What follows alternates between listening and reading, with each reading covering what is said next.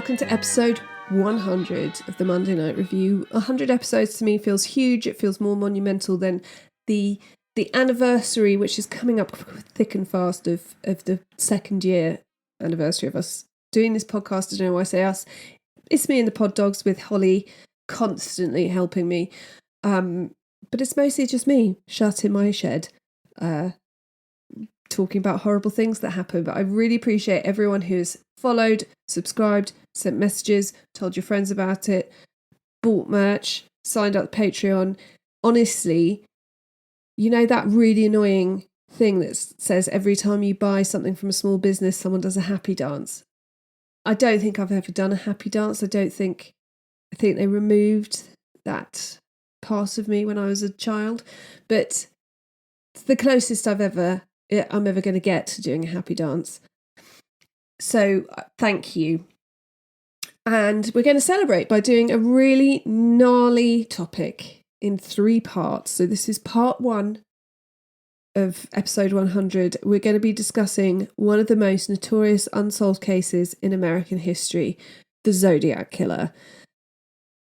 It's weird because in many ways the Zodiac is America's equivalent to Jack the Ripper, not for the way the crimes were committed, but just in the unbelievable fact that it's unsolved still. There are so many sources that I used for this. I used The Cases That Haunt Us by John Douglas and Mark Olshaker, The Zodiac by Robert Graysmith, zodiackiller.com. Oh my goodness, if you are into the Zodiac, you need to check out the zodiackiller.com. It's the only Zodiac website that's approved by the police, apparently, but it just has so much information and it's really interestingly set out and well set out so that you can understand it. All that's interesting.com, True Crime at Garage podcast, which I should give a shout out to. When I first started listening to True Crime podcasts, when I first realised that there were podcasts for me and they weren't just weird stuff from iTunes. True Crime Garage was one of the first podcasts that I listened to, and I love those guys, and they've never seemed to have got pretentious at all. They are factual, they're funny, and yeah, I don't think they get shouted out enough, but they do a really good job on the Zodiac. And one of the reasons they do such a good job is I was like, right, I'm going to do the Zodiac for episode 100. I'm going to listen to some podcasts about it. And there are very few. And part of the reason there are very few is that lots of people think, oh, it's been done loads. It actually hasn't been done loads. It's one that perhaps you think everyone knows about, but I'm pretty sure there'll be people listening to this podcast who don't know the ins and outs of it. But also it is really complicated. And because it has no end, really, it's very hard to do. True Crime Garage, they did it really well. I also, of course, looked at Reddit and read a book that comes in 3 parts called The Zodiac Revisited. So let's get into it. This is part 1. In part 1, we're going to talk about the crimes. In part 2, we're going to talk about possible crimes and other bits to do with the Zodiac case. And then in part 3, I will talk about possible suspects. So the Zodiac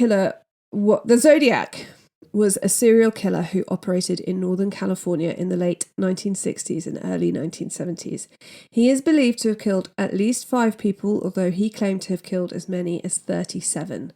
The reason why this case remains one of the most discussed mysteries in American criminal history is not for the number of victims or the suffering he caused, because it seems so, well, solvable. Not only did he leave some victims alive by accident, but he constantly contacted media and police, and as we'll see, it's through his calls and letters that we get most information about the man behind the sinister mask. And yet, though there are many potential suspects, we still don't know who the Zodiac was. So let's get into it. The late 1960s was a time of great social and cultural change for California. The state was home to a thriving counterculture movement, that was centered in San Francisco's Haight-Ashbury neighborhood. The movement was characterized by a rejection of mainstream values and a focus on peace, love, and personal freedom. The civil rights movement was gaining momentum in California during this time. The state played a key role with the formation of groups like the Black Panther Party and the Chicano movement. There were also widespread protests against the Vietnam War, and the state was the site of several significant anti-war demonstrations. California's economy was becoming driven by the aerospace and technology industries. However, this economic growth was accompanied by growing inequality and social unrest, with demonstrations against police brutality and racial discrimination becoming increasingly common. 1967 was the summer of love, with over 100,000 young people flocking to San Francisco. The music scene was also vibrant, with the emergence of the San Francisco sound, which was a fusion of folk, rock and blues that was epitomized by bands like the Grateful Dead, Jefferson Airplane and the Doors. The music, along with the drug culture, attracted a large number of young people, all coming to California. It's important to also touch on the media at the time, because reporting plays a huge part in this case. Though television reports were prominent by this time, it was the age before video recording and modern television. So to watch news reports or to hear a news report on the radio, you had to tune in at specific times. And as the TV and radio people, you had to rely on people tuning in at specific times, whereas newspapers could still be delivered, kept, reread. The papers, specifically the Chronicle, Examiner and the Vallejo Times Herald, play a huge part in the Zodiac case, as you'll come to see. So, as I said, in this episode, we're going to talk about the murders. So you're getting an overall trigger warning right now. We're going to get into the murders. There is no real torture involved. They're not particularly grim. They are as grim as murders are, though, so this is your warning. The first known attack by the Zodiac killer occurred on the 20th of December 1968 in the northeastern part of the San Francisco Bay Area. 17-year-old David Faraday borrowed his mother's station wagon to take 16-year-old Betty Lou Jensen out on their first date. David was an excellent student at Vallejo High School, a senior who was a good athlete, member of the wrestling team, and an Eagle Scout at the Boy Scouts. I looked this up. It's the highest rank you can achieve. Betty Lou Jensen was also an honours student in her junior year at Hogan High and a talented artist. They had met whilst decorating the venue for a social event, and they had immediately hit it off. And their relationship had grown very quickly. Betty Lou's parents had forbidden her from dating, but she somehow persuaded them to let her go out with David. So, distressingly, this is her first date. At 8 o'clock that evening, David picks up Betty Lou from her home. He's introduced to her parents, as was the thing, and they say that they are going to a Christmas concert at Hogan High School and then on to a local party at a friend's house. They were to be home by 11 p.m. In fact, unsurprisingly and perfectly normally, they've actually not told the whole truth to the Jensen parents. They actually go straight to a friend's house until about 9 p.m. and then they go to Mr. Ed's for a Coke, which is a local diner, and they sit and talk in the car. The next thing we know is that they go to Lake Herman Road on the eastern outskirts of Vallejo. It's worth noting, as the official Zodiac crimes all take place near man-made reservoirs, and Lake Herman is one of them, created to ensure nearby residents had a steady water supply. Lake Herman Road is a small, badly lit, two-lane road joining the neighbourhood cities of Vallejo and Benicia, and it's often used as a lover's lane. Now, when I first heard this story, I imagined it was like possibly what we have here. We don't call them lovers' lanes, but when I was a teenager in Hampshire, there are like tracks off the road that you can drive down. But this is not the case. The road is badly lit and dark and not much travelled. And basically, it's this big lay-by that takes off down to the pumping station. So you're basically pulled over in a lay-by, and it's just that it's a quiet road. It's not, they haven't driven off down a track or anything.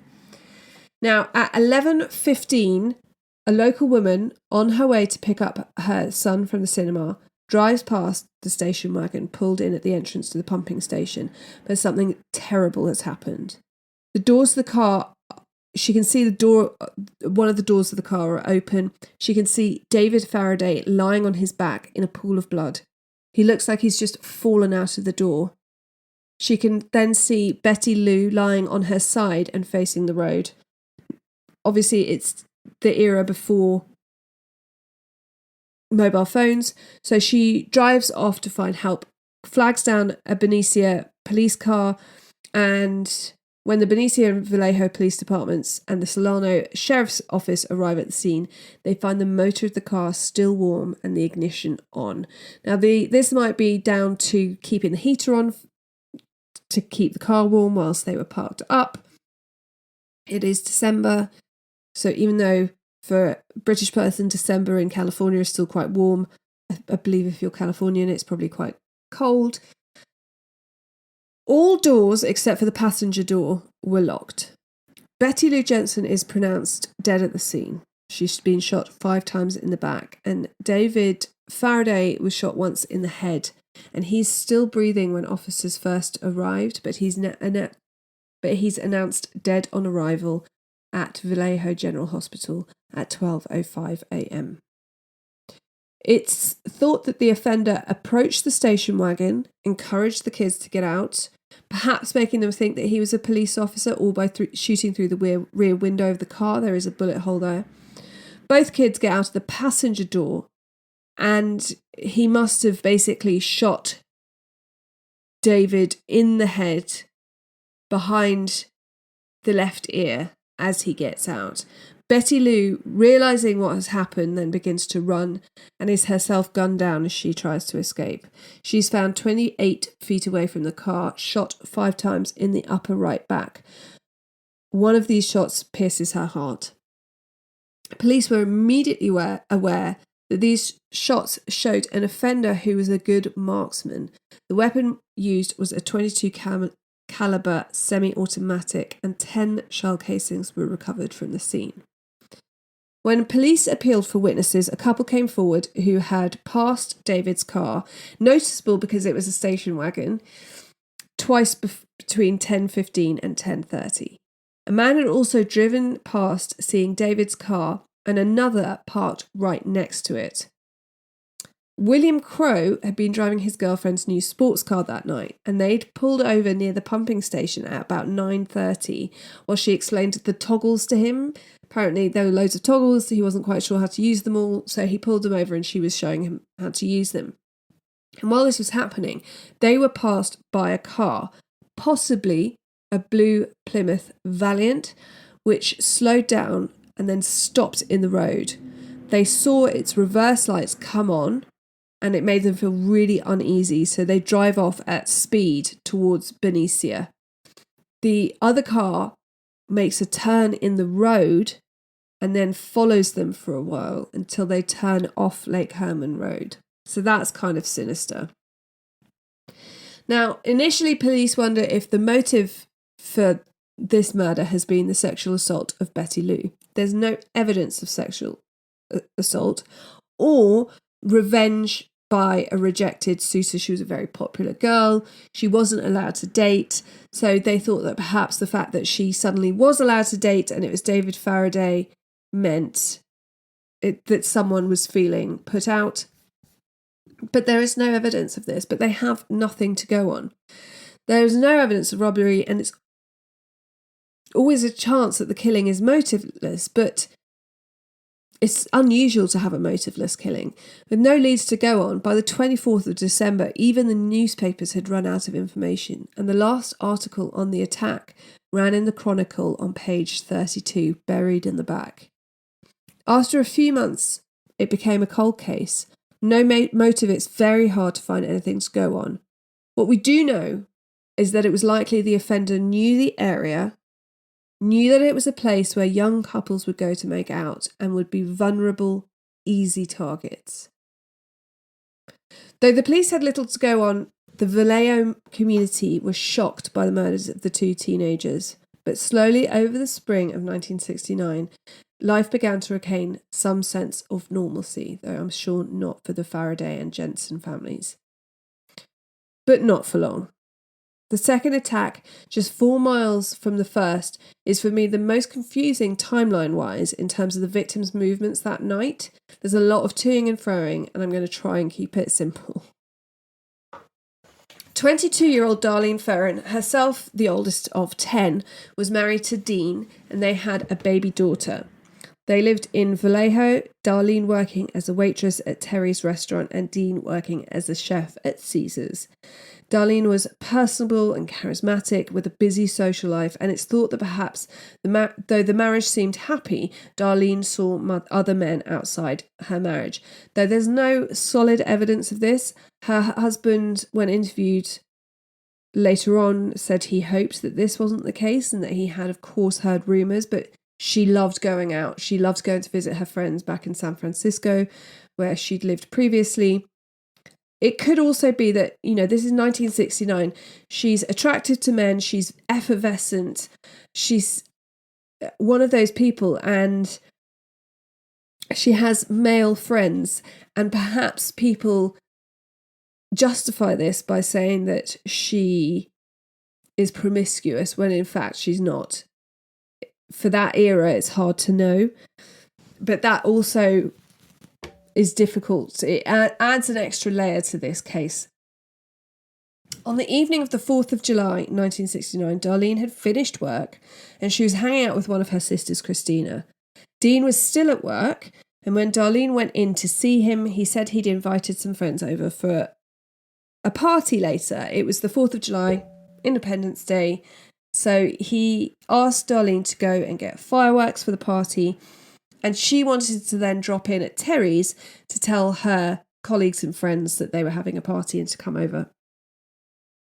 So Darlene and Christina, they go to this boat parade, and then she drops Christina home.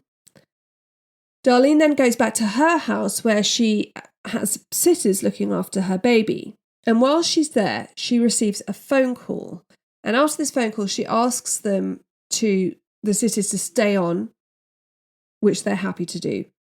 At 10:30 that night, she picks up her friend Mike Mageau, who, for some reason, whether it's excitement to see Darlene, perhaps he'd already been celebrating Independence Day, we don't really know, left his TV and lights on and his front door wide open. Many believe that she and Mike were in a romantic relationship. They had met at Terry's, where Mike went often with his twin brother, and Mike definitely was attracted to Darlene, but whether it was reciprocated or not, we don't know. So Mike and Darlene go for something to eat, and then according to Mike, Darlene said she needed to talk to him about something, and so they pulled the car into the Blue Rock Springs car park. So Darlene parks her car, switches off the engine, and leaves the radio on. 3 cars full of rowdy teenagers also pull in. They set off some festive firecrackers, they're listening to music, and then they leave again. Then another car pulls in, and it parks about 8 feet behind them and switches off its lights. The driver does nothing, and Mike asks Darlene if she knows the person in the car, to which she replies, "Oh, never mind."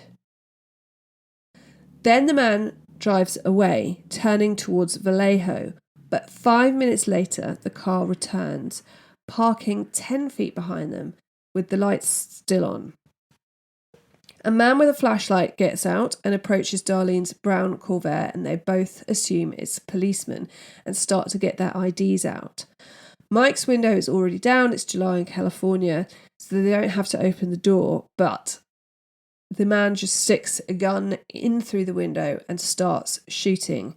He fires into the car at Mike first and then Darlene. He then calmly turns around and goes back to his car. But before he gets to it, Mike shouts out. He says he's not sure if it was in pain or what, but he shouts out. He's climbed into back of the car to try and get away from the shooter. But the man stops, returns to the car, firing 2 more shots at each victim, and then he gets into his car and calmly drives off. As he does so, Mike manages to open the car door, which you can't open from the inside. You have to put your hand outside and open it that way, and falls out onto the ground, watching his attacker turn his car and drive away. So he has a good look at him from the profile. The attack takes place at about 12:10 in the morning. In a horrible twist of fate, Darlene's sister Pam drove out of the car park as the offender's car was driving in. And she said that she too thought it was a police car. She heard the gunshots, but as it was the 4th of July, she just thought it was fireworks. 10 minutes later, a car full of teenagers arrives at the horrifying scene. They talk briefly with Mike, who's lying on the floor, and they go off to call the police. When they arrive, Mike is found lying on the floor next to the car. He's in terrible pain, but he's conscious. Darlene has fallen over the steering wheel. She's been shot 9 times in total, 2 in each arm and 5 times in the back, hitting her heart and lungs. Mike had been hit in the face, neck, right arm and left leg. 1 bullet had gone through his jaw and tongue, making it really hard for him to speak, though he was conscious and able to communicate. Darlene, however, was only able to groan in response to any questions, and her breathing was really shallow. Though they were both rushed in an ambulance to Kaiser Hospital, Darlene died en route. And after emergency surgery, Mike would survive, but as you can imagine, this affected his entire life. 45 minutes after the attack, the Vallejo police received a call. Sadly, it was not recorded, as they had no way of doing that at the time. But the man on the end reported a double homicide. He went on to identify the weapon as a 9mm and said that he was responsible. He also took responsibility for the Jensen and Faraday murders the previous December. As far as we know, the exact call is recorded as being, quote, "I want to report a double murder. If you will go 1 mile east on the Columbus Parkway to the public park, you will find the kids in a brown car. They were shot with a 9mm Luger. I also killed those kids last year. Goodbye." Nancy Slover, who took the call, said the man sounded like he was reading from a script. And John Douglas, who I'm going to refer to a lot because he is very good at criminal profiling, he thinks that this is likely. He describes the Zodiac as a highly organised offender, and thinks that therefore he may have written a script for what to say. Now, what's of interest here is the call came from a phone box really near the police station. He obviously wanted to see them racing out, but also it shows that he didn't realise something vital, and that's Mike Mageau, though seriously wounded, survived the attack. So it wasn't a double homicide. At 1:30 that morning, phone calls were made to Darlene Ferrin's house, Dean's brother's house, and Dean's parents' home. The caller just breathed heavily. As if these aren't horrible enough, they made it even more eerie by the fact that news of the murder had not yet been made public, and Darlene and Dean had only moved into their home a few months before. This surely points to the killer knowing Darlene in some way. Perhaps it was not a random attack. If it had, the offender would not have known the identity of his victims until it was in the papers. So the horrible thing about the Zodiac, a bit like Richard Ramirez, is they are all random attacks. But for me, I feel like perhaps this Darlene Ferrin attack is not random. I think that all the other ones are, but I'm not sold on the fact that Darlene Ferrin was chosen at random. Mike Mageau would later describe the offender as 5'8" to 5'9", late 20s to early 30s, stocky build, round face, and brown hair in a curly crew cut. The car, he said, was similar to Darlene's brown Corvair, but perhaps a lighter shade with an older style California license plate. When interviewed by the police, the babysitters looking after the baby had noticed a man sitting in a car outside the house, and one of the girls had said to Darlene that, there's this strange guy sitting outside your house, and Darlene told her that she had, quote, seen him kill someone. Darlene's sister, Christina, had seen a man in a white car who sometimes wore horn-rimmed glasses, and another sister had seen the man at a painting party Darlene had thrown when they moved in and been warned by Darlene to stay away from him. She said Darlene seemed really scared of him. So we've got this man that Darlene seems scared of, that she's warned her sister off, that seems to sit outside her house in his car. And when Mike Mageau asked her if she knew the guy in the car the first time he parked up, she said, oh, never mind. Some people maintain that Mike Mageau knew that the Zodiac was going to strike that night, and therefore he had something to do with it. When he arrived at the hospital, he was found to be wearing extra layers of clothes, and he had some minor criminal entries on his record. I think it seems unlikely that you would put yourself in the position to be shot like that. You've got to be... you can't be shot in the face and guarantee that you'll live. I don't think anyone would put themselves in the position to be shot in the face. And it seems far more likely that he was quite a skinny young man and he wanted to appear bigger than he was.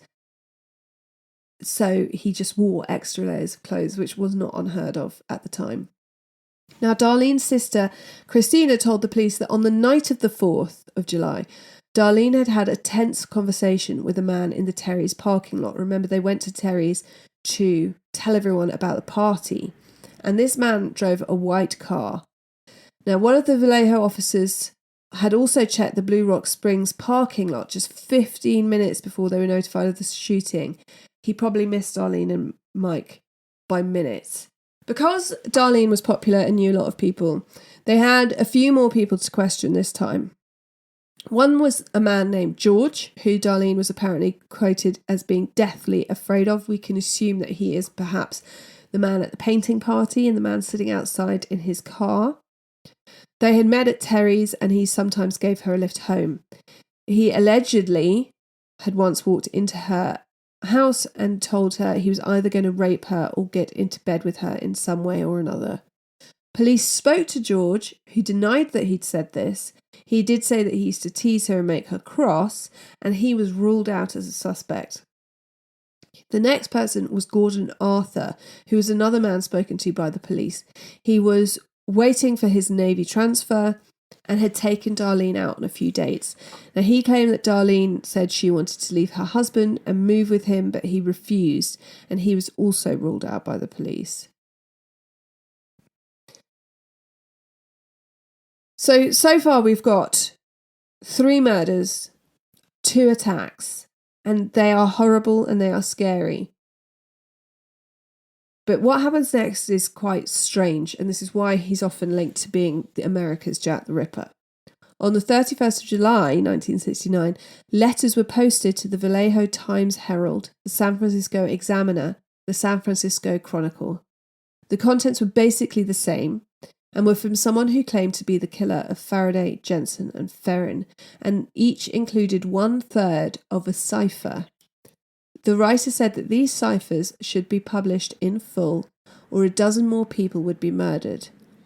The full letter to the Chronicle reads, "Dear Editor, this is the murderer of the 2 teenagers last Christmas at Lake Herman and the girl on the 4th of July near the golf course in Vallejo. To prove I killed them, I shall state some facts which only I and the police know. Christmas. 1. Brand name of ammo, Super X. 2. 10 shots were fired. 3. The boy was on his back with his feet to the car. 4. The girl was on her right side, feet to the west. 4th of July. 1. The girl was wearing patterned slacks. 2. The boy was also shot in the knee. 3. Brand name of ammo was Western. Over."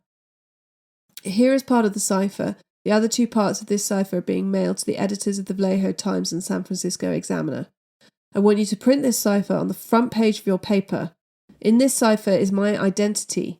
If you do not print this cipher by the afternoon of Friday 1st of August 69, I will go on a killing rampage Friday night.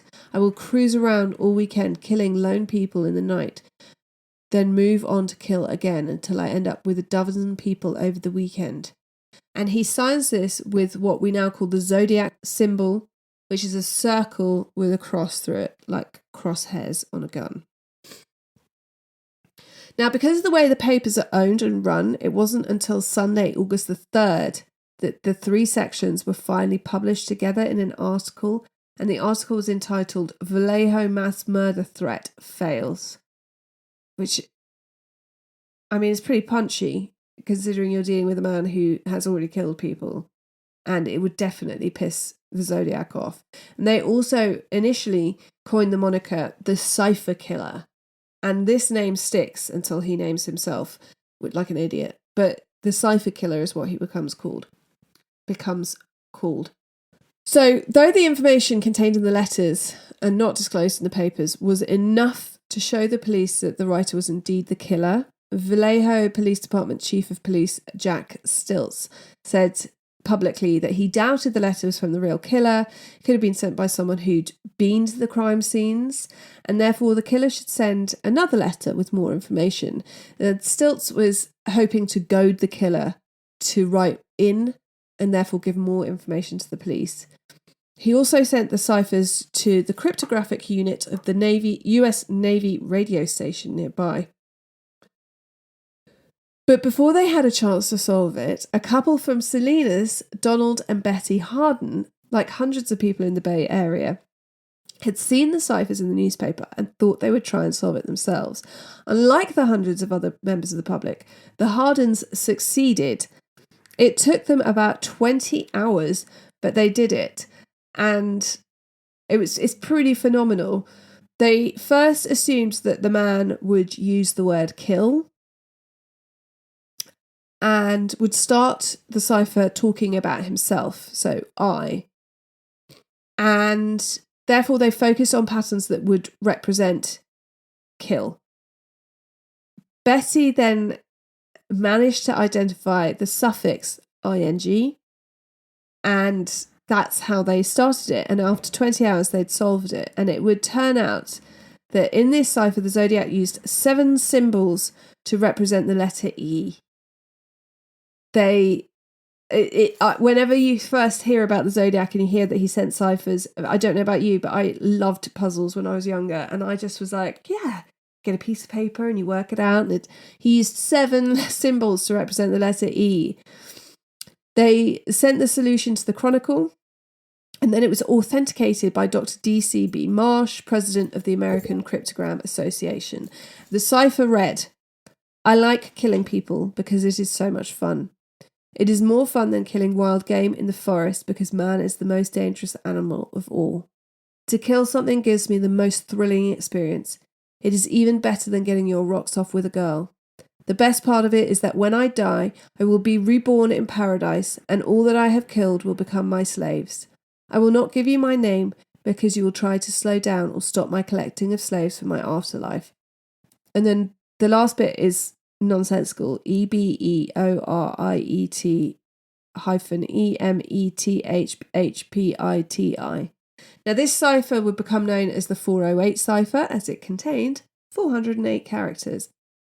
And the last 18 letters appear to be nonsensical. And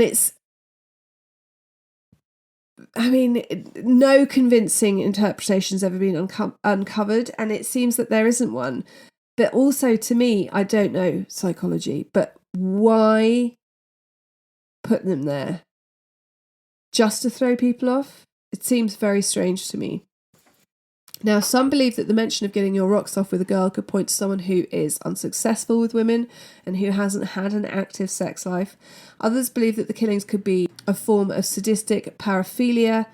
The idea of slaves in the afterlife speaks to the Zodiac's need for power or control, but also means that he may well be familiar with the works of the Marquis de Sade. The Zodiac, as Stilts had hoped, couldn't resist the bait, following up with a letter proving that he was indeed responsible for the horrible murders, and sent this to the Examiner. The newspaper published the letter in part, which also meant that people were able to see the offender's handwriting, which is always really useful. And it is in this letter that he gives himself the name Zodiac. So I'm going to read it. Are you ready?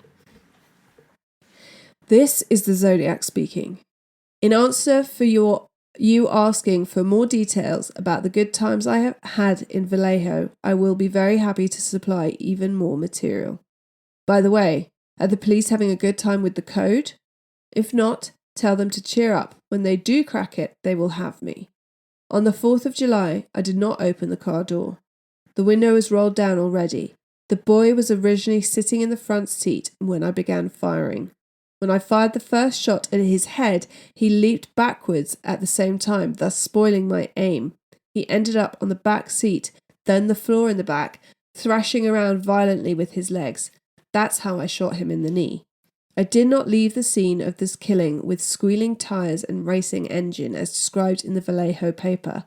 I drove away quite slowly so as not to draw attention to my car. The man who told the police that my car was brown was a Negro about 40 to 45, rather shabbily dressed. I was at the phone booth having some fun with the Vallejo cops when he was walking by.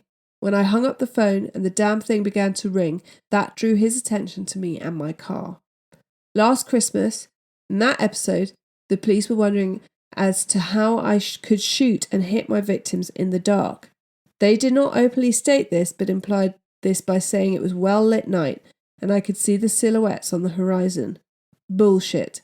That area is surrounded by high hills and trees. What I did was tape a small pencil flashlight to the barrel of my gun. If you notice in the centre of the beam of light, if you aim at a wall or ceiling, you will see a black or dark spot in the centre of the circle of the light, approximately 3 to 6 inches across. When taped to the gun barrel, the bullet will strike exactly in the centre of the black dot in the light. All I had to do was spray them as if it was a water hose. There was no need to use gun sights. I was not happy to see I did not get front page coverage. And then there's the Zodiac symbol of the circle with the cross through it. I'm sorry for using the word Negro, that is used in there. Stilts carried on saying he wasn't convinced and that the letter was printed in the papers with the caption, "Police are not convinced the writer is the actual killer." He has already got to one of the most important aspects of the Zodiac's personality, which is he wants credit. He wants publicity. He wants people to be afraid of him. Now, though clever names for murders are good at selling papers, it's a truth the university acknowledged that serial killers who give themselves nicknames are wankers. BTK is the worst. What an idiot. But there's also a lot of speculation about why he chose the name Zodiac, some of which we'll get into a bit later. But interestingly, Robert Graysmith, who wrote the book Zodiac, uncovered an alphabet from the 13th century called Zodiac, and we know that the killer was into ciphers, so that could play a part. At about 6:15 on the afternoon of Saturday the 27th of September 1969, Cecilia Shepherd and Brian Hartnell were relaxing on a blanket in a remote location by Lake Berryessa. They had been involved romantically when they were both students at the Pacific Union College, but when Cecilia decided to finish her music studies closer to home, she transferred to Riverside, the University of California. Back on the Pacific Union campus to collect the last of her belongings, she'd met up with Brian, they'd had lunch with a mutual friend, and then they'd spent the afternoon together. Now, they're lying on this blanket and they hear rustling in the bushes, and Cecilia noticed a man watching them, and he then disappears behind a tree. Brian reassures her, says that it was probably just a guy going for a pee, but then the man reemerges closer to them and he's carrying a gun. It also seems that while behind the tree, he's donned a very strange and sinister disguise. His head is covered by an executioner-style hood resembling a paper grocery bag in shape. flat on the top with the corners sticking out. There are slits for eye holes cut in and covered with clip-on sunglasses. The hood goes down over the chest and back, almost to his waist, and on it is sewn a symbol of a circle with a cross through it, crosshairs. Underneath this, the man is wearing dark-coloured windbreaker, black shirt, black gloves, baggy pleated trousers tucked into boots. He is wearing a belt with a wooden handle long-bladed knife with rivets on that resembles a bayonet. He tells them not to be afraid, that he's escaped from prison Deer Lodge in Montana, where he killed a prison guard, and he just needs money and a car to get to Mexico. So Brian tries to make conversation with the man, offering to write a check, but the man ignores him, instead asking Brian to throw him his wallet and keys. He then says, "I'm going to have to tie you up," and makes Cecilia tie Brian up with pre-cut plastic clothesline. The man then ties up Cecilia and reties Brian, also tying his ankles and then hog-tying his wrists to his ankles. Brian tries to make conversation with the man throughout. He asks him if his gun is really loaded. The man shows him that the gun is really loaded, and Brian also notices that the man's hands are shaking as he's tying him up and asks if he's nervous, and the man laughs and replies, "Yes, I guess so." He then rather strangely announces that he's going to stab them. Brian asks to go first and gets stabbed repeatedly in the back 6 to 8 times. Brian does not struggle, but instead realises that probably the best situation is to play dead. But Cecilia begins screaming and fights and flails around, and she is stabbed in the back, abdomen, chest and groin in what Brian would later describe as a state of frenzy. Then the man just walks off, leaving Brian's wallet and keys, which would just go to show that his earlier story about needing a car was not true. Cecilia and Brian are alive. They can talk. They manage to untie each other, but they're both badly hurt and have lost a lot of blood. Brian manages to crawl for help, and a fisherman hears their cries and calls the police. But the wait for an ambulance is a long one. It's at least 45 minutes away. And Brian would later say that he believes that this contributed to the outcome. An hour after the attack, about 7:40 p.m, they're still waiting for the ambulance. But the Napa Valley Police Department receive a call from a man reporting a double murder, describing the victim's car and location. At the end of the call, he says that he is the killer and hangs up. Now, the call again is traced to a phone box at a car wash 27 miles from the crime scene and only 5 miles from the police department. A palm print would then be pulled from the payphone, and this plants the idea. It gives you a bit more of an insight into the offender as to whether he likes to put himself in danger. You know, he likes to be close to the people who could catch him, or whether he likes to sort of see the effect that he has caused as the police leave the police station. When police arrive at the scene, they find Brian's car first, and on it they find a disturbing message written that reads, it has a big Zodiac symbol, and then it says Vallejo, 12/20/68, 7/4/69, September 7, 69, 6:30, by knife. Again, we're seeing that the killer wants to take credit for every attack. The fact that this is so different to the previous two, the previous two drives up to a couple with a gun and shoots them. This time he's out of his car, he's got the weird costume on, and he's stabbing them. It's very likely that this could never have been attributed to the Zodiac. If he'd not left any clues by writing on the car door, then it's possible that this was considered as completely separate. Now, sadly, the park rangers had compromised the crime scene. They removed the plastic line used to tie up Brian and Cecilia. They removed all the couple's personal possessions and took them to the park headquarters.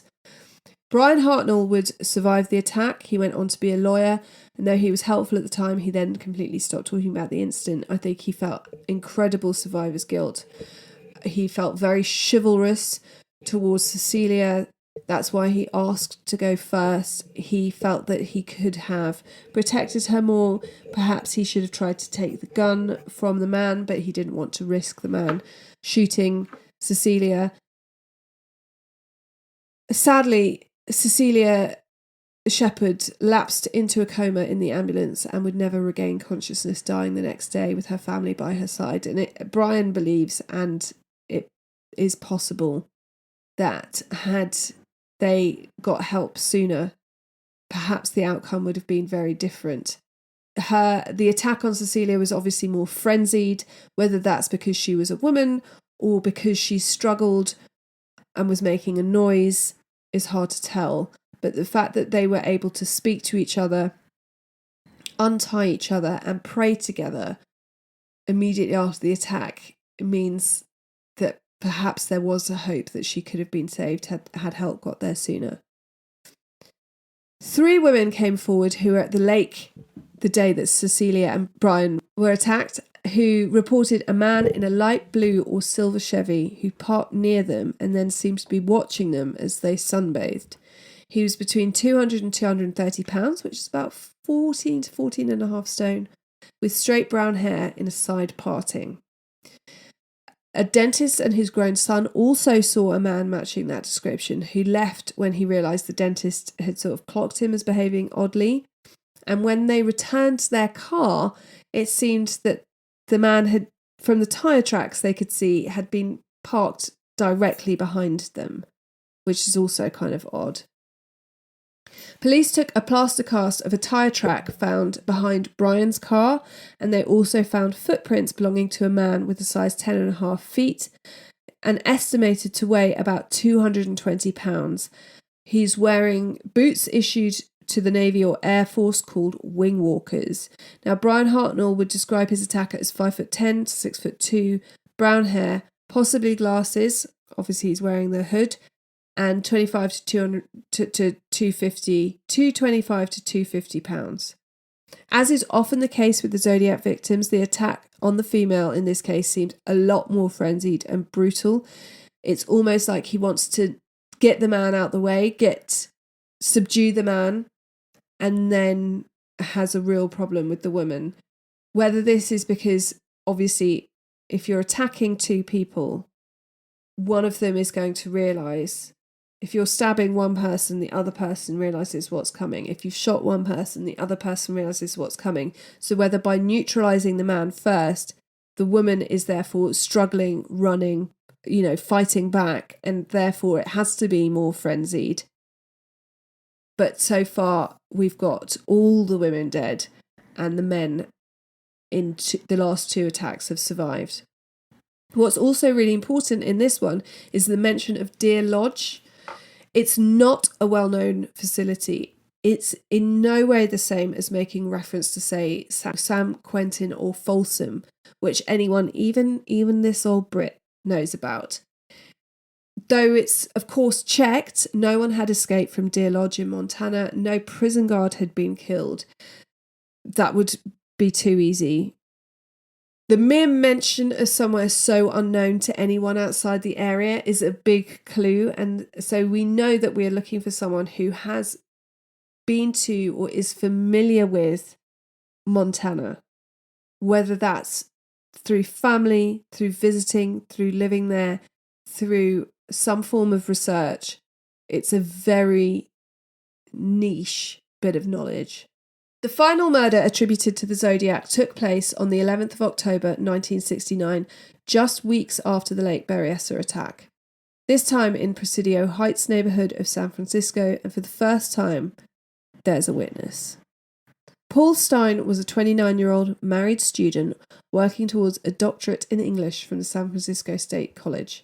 To pay for his tuition, he was working as an insurance salesman during the day and cab driver at night, working a shift from 9 p.m. to 5 a.m. On the night of the 11th, he was hailed on the corner of Mason and Geary Street, and his logbook would show that he was asked to go to Washington and Maple, a 3-mile drive. He actually drove a bit further to the northeast corner of Washington and Cherry Street. People seem to question this as a bit odd, but the number of times I've asked a taxi to drop me somewhere, and then when you get there, you're like, actually, it's just actually at the end of this road. Does nobody else do that? I used to always give directions to the corner of my road because it's more well known. But also, I don't know about San Francisco drivers in the 60s. We're very spoiled in London where our taxi drivers used to have the knowledge. Obviously now everyone's got phones. But in the gap between all taxi drivers having to have the knowledge and people's phones getting really accurate, it's often easier to give one location and then be like, actually, it's just at the end of this road and around the corner, because they're not so likely to know that road name. Anyway, I digress. Paul Stein arrives at the destination and is then shot in the head on the right side of his face at point blank range by a 9mm semi-automatic. It would later be determined that the gun was not the same as the one used in the murder of Darlene Ferrin. Police would find that Paul Stein's wallet and keys were missing, as was, weirdly, a large portion of his shirt. The cab meter was still running. Though no one heard the shot, a teenager and her friends at a party in a house across the street saw a man get into the passenger seat and start going through Stein's pockets. And they realised that Stein's dead, and they call the police, and two of them go downstairs to the ground floor, first floor if you're American, to watch what else happens. Now, because of these witnesses, unlike the previous attacks, the police are on the scene really quickly. And before they arrive, of course, the teenagers have called this in, and they put out a bolo, be on the lookout. But somehow this description goes out as the offender being a black male. And it's not until the police arrive and speak to the kids that have witnessed this, and they describe him as a white male, 25 to 30 years old, 5'8", stocky build, reddish brown hair in a crew cut, horn-rimmed glasses and dark clothing. So it's only until they've spoken to these witnesses that the bolo gets changed. So the witnesses watched him move into the front seat, take the wallet, take the keys, take some of the shirt. They found in the cab, the police, they found Paul Stein's watch, the cab money, and his checkbook. So the witnesses then watch him get out of the cab, wipe down the driver's door, left rear passenger door and dashboard. He repositioned Stein's body, which had slumped over the steering wheel, and then he walked off, heading north on Cherry Street. Police find the body of Paul Stein slumped over the driver's seat, his head resting on the passenger floor, and with the amount of blood in the car and the position of the body, it's assumed immediately that Paul is already dead. And when the ambulance arrive on the scene, they confirm it. Meanwhile, police are they're beginning what would become a 4-hour search with lights and dogs, combing the area for the possible murderer. But before the description can be accurately updated, 2 policemen in a car either see or stop to talk to a man to ask if he's seen anything. We'll get more into that later. When the update comes through, they realise that in all likelihood, they had in fact been talking to the man who has just shot Paul Stein, who would be the Zodiac. They turn their car around, but the man has disappeared. They would later describe him as 35 to 45, 5'10", weighing in between 180 to 220 pounds, barrel-chested, crew-cut, light brown hair and glasses. And it's on this case that Dave Toschi and Bill Armstrong first appear, and they are big deals that, the more you get into this case, those 2 names come up a lot. They also find the 9mm shell casing from the bullet that had killed Stein, bloody fingerprints on the cab, and a pair of size 7 black leather gloves in the back seat. Now, this is particularly noticeable because that's a fairly small size for a man.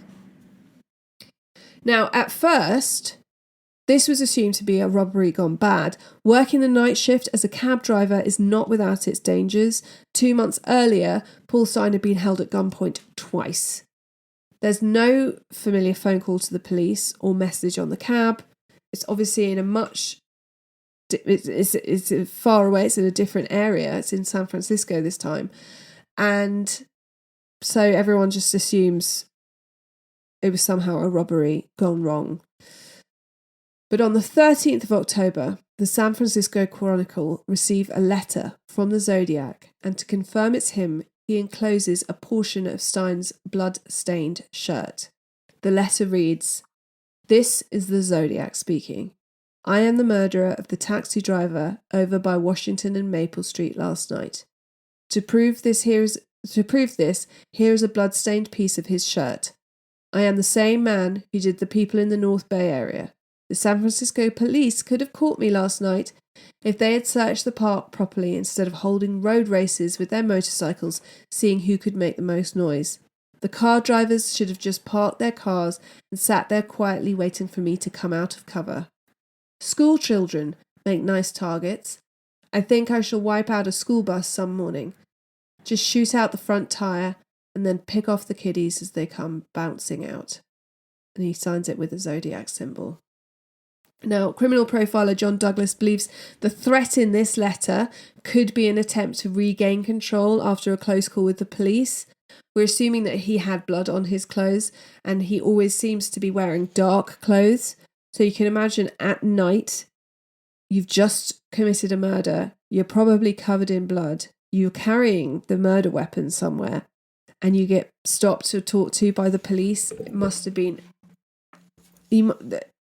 terrifying for him. So John Douglas thinks that, this horrible threat to the school children is a power play. Initially, the final threat of this letter about the school bus is kept from the public to avoid panic and to make sure that once they do tell the public, they already have a plan in place, which they do. They put extra drivers on school buses and armed police guards around the bus routes, and an all points bulletin with instructions to school bus drivers to keep the bus in motion at all costs if shots are heard.